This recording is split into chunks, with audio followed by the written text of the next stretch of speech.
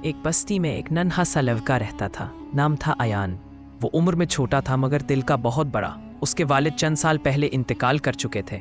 घर की जिम्मेदारियां उसकी माँ पर थी, लेकिन अम्मी हमेशा अयान के दिल में एक बात मजबूती से बिठाती थी, बेटा, हम चाहे जितने भी मुश्किल में हों, किसी के लिए आसानी बनने की कोशिश जरूर करना। अयान ये बात कभी नहीं भूलता था। एक दिन वो फजर की नमाज के बाद मस्जिद के बाहर खड़ा बच्चों को खेलते देख रहा था, लेकिन उसकी नज़र अचानक मस्जिद के दरवाजे पर रुक गई। अंदर एक बुजुर्ग अंकल सख्त गर्मी में झाड़ू लगा रहे थे।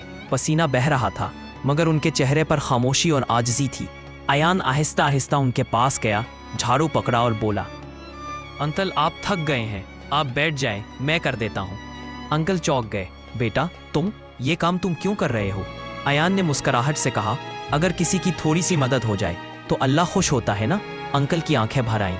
अगले दिन अंकल ने देखा कि अयान उनसे पहले ही मस्जिद आकर सफाई कर चुका था। अंकल हैरान रह गए। बेटा, तुम रोज आते हो? अयान ने हल्की आवाज में कहा, हाँ अंकल, मैं चाहता हूँ कि अल्लाह मुझसे राजी हो जाए और शायद मेरे बाबा को भी मेरी नेकी का सवाब पहुंच जाए।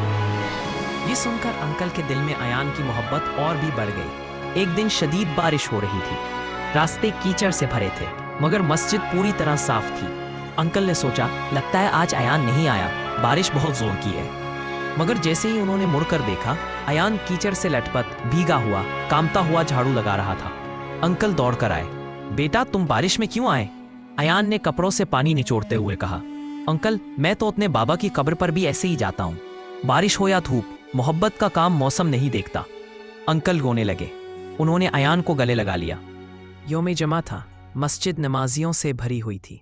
सब ने देखा कि मस्जिद इस दिन खास तौर पर साफ थी। इमाम साहब ने नमाज के बाद ऐलान किया, आज मैं एक बच्चे की तारीफ करना चाहता हूँ जो रोज चुपके से मस्जिद की सफाई करता है। ऐ बेटा, तुम जहाँ हो आगे आ जाओ। अयान झजकते हुए आगे आया।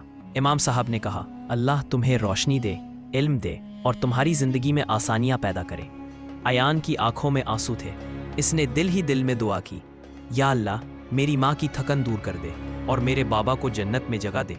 इस दिन पूरे मोहल्ले में अयान की नेकी की बातें हुई, मगर अयान के लिए असल खुशी ये थी कि अल्लाह ने उसे देख लिया था, क्योंकि वो जानता था सच्चा सवाब लोगों के देखने से नहीं, अल्लाह के देखने से मिलता है। अगर आपको ये कहानी पसंद आई हो तो लाइक करें, कमेंट करें, शेयर करें और चैनल को सब्सक्राइब करना ना भूलें।